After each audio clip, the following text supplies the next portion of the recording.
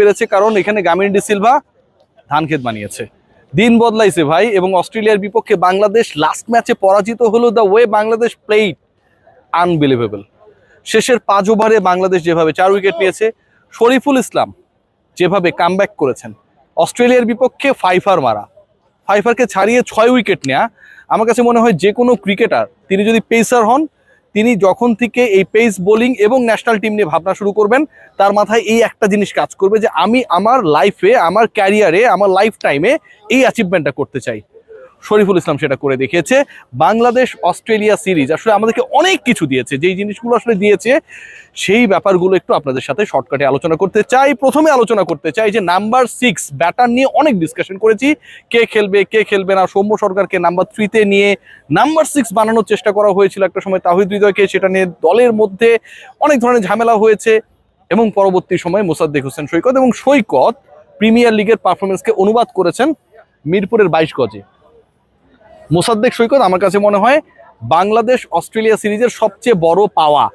Mosaddek Saikat the way he batted, 157 run 3 ইনিংসে, 2টা 50, একটা 80+ এবং আরেকটা 50+, যে ইনিংসগুলো খেলেছেন, যেই সিচুয়েশনে খেলেছেন, অপরাজিত থেকেছেন, ফিনিশ করেছেন। বাংলাদেশের হয়ে এরকম একজন মিডল অর্ডার অথবা লোয়ার মিডিলে কনসিস্টেন্ট পারফর্মারের দরকার ছিল। এখন মোসাদ্দেক সৈকতের যদি এই কামব্যাকের ডেবু আমরা বলতে পারি, সেটা যদি হতো ওয়েস্ট ইন্ডিজের এগেনস্টে, জিম্বাবুয়ের এগেনস্টে, কিংবা কোন একটা দুর্বল টিমের এগেনস্টে, কিছুটা হলেও কনফিউজ থাকতাম, সবাই কনফিউজ থাকতো যে মোসাদ্দেক সৈকত ভালো দলের বিপক্ষে কি করে, সেটাকে আগে আমরা বিবেচনা করি যে তিনি আসলে কতটুকু ভালো খেলবেন, খারাপ খেলবেন। বাট মোসাদ্দেক করে দেখিয়েছেন অস্ট্রেলিয়ার বিপক্ষে। আবারও বললাম, যে কোনো দল যেভাবে আপনি ট্রিট করেন না কেন, অস্ট্রেলিয়াকে আপনাকে ডানে অথবা বামে আলাদা করে রাখতে হবে, এবং সেই কাজটা করেছেন মোসাদ্দেক হোসেন সৈকত। তার কামব্যাক বাংলাদেশ দলের জন্য মোসাদ্দেক যতটুকু উপকৃত হয়েছে, আমার কাছে মনে হয় team Tigers before the 2027 world cup অনেক অনেক বেশি উপকৃত হয়েছে। সেকেন্ড প্রাপ্তির জায়গা হচ্ছে শরীফুল ইসলাম। দেখুন, শরীফুল সাচ আ বোলার, আমার কাছে মনে হয় most unluckiest player of the national team. তিনি সুযোগ পান তখন যখন কেউ ইনজোর্ড থাকে, শরীফুল সুযোগ পান তখন যখন কারো ওয়ার্কলোড ম্যানেজ করতে হয়, তখন আমার ওই যে একজন রয়েছেন যে কারো পরিবর্তে, সেটা তাসকিন হতে পারে, সেটা মুস্তাফিজ হতে পারে, নাহিদ রানা হতে পারে, যে কারো পরিবর্তে আমি নামিয়ে দিতে পারি, আমার স্ট্যান্ড বাই একজন রয়েছেন শরীফুলের ক্যারেক্টারটা ন্যাশনাল টিমে এমনটাই হয়ে গেছে। আমি কাউকে ব্লেম করছি না, Bangladesh test bowling unit, Bangladesh pace bowling unit, সেটা অন্য 2 ফরম্যাটে হোক, যেভাবে হোক না কেন, খুবই প্রেজেবল কাজ করছে। সো শরীফুলের মতো একজন বোলারকেও বসে থাকতে হয়, এবং কোন বোলারকে বসে থাকতে হয় খেয়াল করে দেখুন, যিনি অস্ট্রেলিয়ার বিপক্ষে 6 উইকেট নিতে পারেন। শরীফুল ইসলাম আজকে যেভাবে ডেলিভার করেছেন, বাংলাদেশের লাস্ট ম্যাচটায় পরাজিত হওয়ার পরেও আগের 2 ম্যাচের অর্জন, এই লাস্ট ম্যাচে হারার পরেও সেই আগের 2 ম্যাচের জয়ের অর্জনের কাছাকাছি আমি মনে করি। কারণ এই টাইপের ম্যাচে এন্ড অফ দ্য ডে কি হয়, এন্ড অফ দ্য ডে আমরা ভাবি যে বাংলাদেশ হেরে যাবে, ঠিক আছে আমরা হ্যাপি, আগের 2 ম্যাচ তো আমরা জিতেছি, ঠিক এরকম চিন্তা ভাবনা করেই দর্শক, সাংবাদিক, সংগঠক, ক্রিকেটার মাঠ ছাড়ে। বাট আজকে তেমনটা হয় নাই।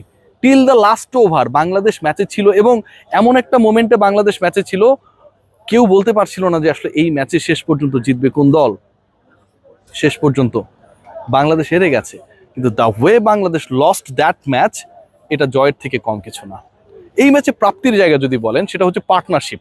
বাংলাদেশের 2-3টা উইকেট চলে যাওয়া মানে ধুমধাম আরো 4-5টা উইকেট চলে যাওয়া। শ্রীলঙ্কার বিপক্ষে বাংলাদেশ যখন ওয়ানডে সিরিজে খেলেছিল, শ্রীলঙ্কায় গিয়ে ঠিক একই রকম কাহিনী হয়েছিল। বাংলাদেশ দে আর অন দ্য রাইট ট্র্যাক, এবং ওই ট্র্যাক থেকে বাংলাদেশ 9 রানের মধ্যে 6 উইকেট হারিয়েছে। আমি কভার করেছি, এখন আমার স্পেসিফিক ভাবে মনে রয়েছে। এই ঘটনাগুলো পুনরাবৃত্তি হয় নাই। এখন আপনি খেলছেন অস্ট্রেলিয়ার বিপক্ষে, সেখানটাতে এরকম ঘটনা ঘটতেই পারে, বাংলাদেশ সেই ঘটনা ঘটতে দেয়নি। শুরুতে উইকেট হারিয়েছে, একদিনও ওপেনিং পার্টনারশিপ ভালোভাবে কাজ করে নাই, বাট বাংলাদেশ হয় সেকেন্ড উইকেটে অথবা থার্ড উইকেটে পার্টনারশিপ গ্রো করেছে। এই যে পার্টনারশিপ গ্রো করা, 2-3টা উইকেট চলে যাওয়া এবং তারপরে আবার কামব্যাক করা, আমার কাছে মনে হয় এটাও একটা বড় অর্জন। প্রতিপক্ষের এগেনস্টে বাংলাদেশ যে 2টা ম্যাচ জিতেছে, একটা রান চেস করেছে, আরেকটায় বাংলাদেশ তার টোটালটাকে ডিফেন্ড করেছে। তার মানে আগে বা পরে যে কোনো সিচুয়েশনে ব্যাট করতে, অথবা রান চেস করতে, অথবা তাদের টোটালকে যে স্কোর বোর্ডে যে রানটা পোস্ট করেছে বাংলাদেশ, সেটাকে ডিফেন্ড করার ক্ষেত্রে বাংলাদেশ ক্যাপাবল ছিল। এটা কি কম বড় অর্জন? বলতে হবে ভাই মেহেদী হাসান মিরাজের কথা, সেই দিনের সেই ম্যাচটা, ওই ম্যাচেও কিন্তু একটু হারু হারু ভাব ছিল যে বাংলাদেশ শেষ পর্যন্ত হেরে যেতে পারে, আরেকটা উইকেটে পতন হলে কি হতে পারে। মিরাজ তখন মাথায় ব্যথা পেলেন, ঠিক মাঠের এই জায়গাটাতে, এর আশপাশের জায়গাটাতেই তিনি বমি করলেন, শেষ পর্যন্ত খেলতে পারবেন কিনা তিনি উঠে দাঁড়ালেন, ছক্কা মেরে দলকে জেতালেন। আজকের ম্যাচে খেলতে পারেন নাই, কিন্তু সেদিন যেভাবে খেলেছেন, বাংলাদেশের উইনিং শটটা ছক্কা হিসেবে ক্যাপ্টেন যখন মেরেছেন, সিরিজ জয়ের ক্ষেত্রে তার এই রোলকে ছোট করার কোনো সুযোগ নেই। What about Towhid Hridoy? বাংলাদেশের এই মুহূর্তের, ওয়ার্ল্ডের এই মুহূর্তে সবচেয়ে কনসিস্টেন্ট ব্যাটারদের একজন। অস্ট্রেলিয়ার বিপক্ষে এই সিরিজে তার প্রতি প্রত্যাশা ছিল sky high, and he did exactly what were our expectations. According to our expectations, Towhid Hridoy he clicked. এবং তহিদ হৃদয় 33-40, আজকে 80+, 100-এর একটা সুযোগ থাকার পরেও তিনি দলের স্বার্থকে প্রাধান্য দিলেন, চেষ্টা করেছেন সেটা হচ্ছে দলের রানটা বাড়ানোর। পার্সোনালি কি হচ্ছে না হচ্ছে সেটা দেখার সুযোগ নেই। এই তাওহিদ হৃদয়, তিনি তো গাড়ি পাবেন। এবং তাওহিদ হৃদয়কে যিনি জন্ম দিয়েছেন, হৃদয়ের মা গর্ভধারিণী, এই গাড়িতে প্রথম চড়ার, ঘোরার এবং এই গাড়িটা পার্সোনাল করে নেয়ার অধিকারটা আন্টিরই বেশি। হৃদয় সেই কথাটাই জানিয়েছেন, এই গাড়িটা তার মায়ের জন্য। অনেক অনেক দোয়া আন্টির জন্য, হৃদয়ের জন্য, তিনি যেন আরো অনেক বেশি পারফর্ম করতে পারেন। সো ওভারঅল বাংলাদেশের নাহিদ রানা, বাংলাদেশের মুসাদ্দেক সৈকত, বাংলাদেশের নাজমুল শান্ত দুটো ভালো ইনিংস, তাওহিদ হৃদয়ের কনসিস্টেন্সি, শরীফুল ইসলামের এসেই জয় করা, তাসকিন আহমেদের এভরিডে ফার্স্ট ওভারে উইকেট নেয়া, মুস্তাফিজুর রহমানের মোমেন্টাম ক্রিয়েশন, এই সিরিজে বাংলাদেশ যা অর্জন করেছে গত 10 বছরে ওয়ানডেতে কোনো পার্টিকুলার সিরিজে এত বড় অর্জন করেনি। আর সবচেয়ে বড় অর্জনের নাম কি জানেন? আমার পেছনে ঢাকা উইকেট। অনেকটা উইকেটের ধরনটা হচ্ছে ইংল্যান্ড অস্ট্রেলিয়ার মতোই। অস্ট্রেলিয়ানরা এখানটা এসে বলেছেন যে বাংলাদেশে এরকম উইকেট আমরা এক্সপেক্ট করি নাই, সাবকন্টিনেন্টে এরকম ডিফারেন্ট উইকেট আমরা এক্সপেক্ট করি নাই। বাংলাদেশ দেখিয়েছে যে প্রতিপক্ষকেই তাদের স্ট্রেংথ নিয়ে হারানো সম্ভব। এই এফোর্টটা যখন আমাদের পঞ্চপাণ্ডব ছিল তখনও টিম টাইগার্স দেন নাই। এখন এটা নিয়ে অনেক আলোচনা হতে পারে, ক্রিকেটাররা চায় নাই, ম্যানেজমেন্ট চায় নাই, গামিনী পারে নাই, ডিফারেন্ট ডিসকাশন।